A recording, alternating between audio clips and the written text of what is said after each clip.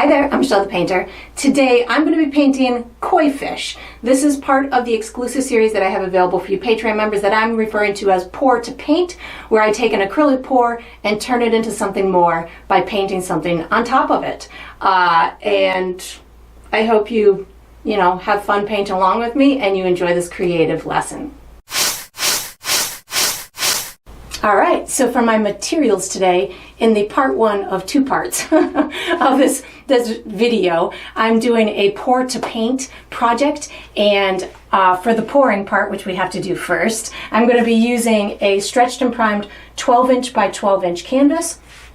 And then for my unusual or unexpected tool today, I'm using my WD-40 oil, which is going to be super fun. I'm excited to see what it does, and you guys are going to watch with me. And then for my fluid paint, I'm using thin-bodied student-grade paint from Dick Blick that I use on my regular paintings, mixed with about 50-50% Floetrol.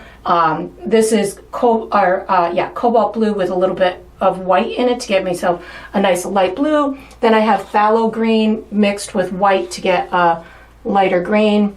This is violet purple mixed with a little bit of burnt umber to give me a nice rich like purpley tone. And then I have a metallic gold. It looks a little dull because it's mixed with the Floetrol, but that's that. Oh, and titanium white.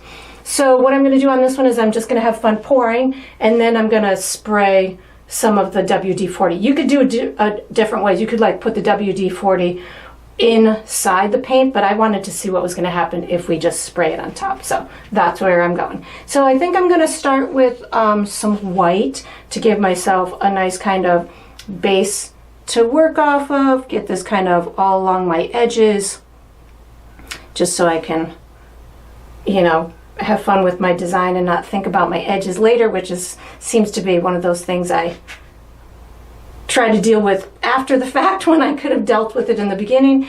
And that looks good. Then maybe I'll pick up some of my blue. Well, maybe I'll just kind of like go around like this and do a fun like framey thing. Oh, maybe we'll do purple next.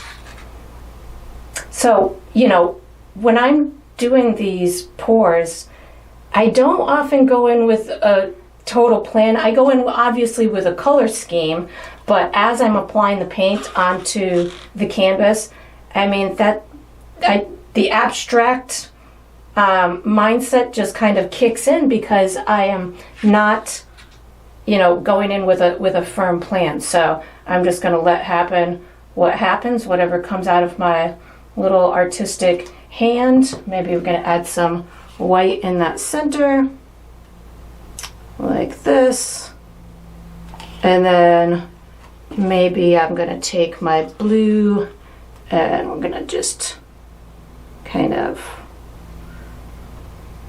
maybe go up that way. Well, I'm feeling like I need to make an X, so let's just make an X with this blue. I don't know why I feel like I want to do that, but your creative mind wants to do whatever it wants to do. And then I'm digging this purple, so we're gonna kind of add a couple little accents along the edges. Maybe one over there, one over here. Let's cross it into that blue a little bit.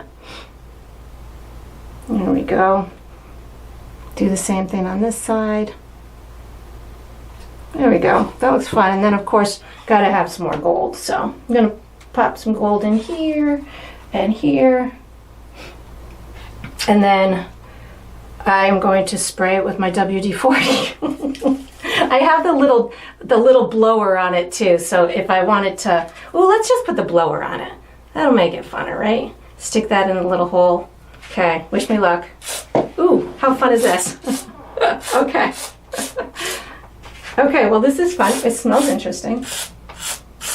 So what in theory this is going to do is kind of create these additional cells to like form. Ooh, that smells like a garage. All right, so that's fun. And then maybe I'll just give it like a little kind of, I can see like already it's reacting to the paint.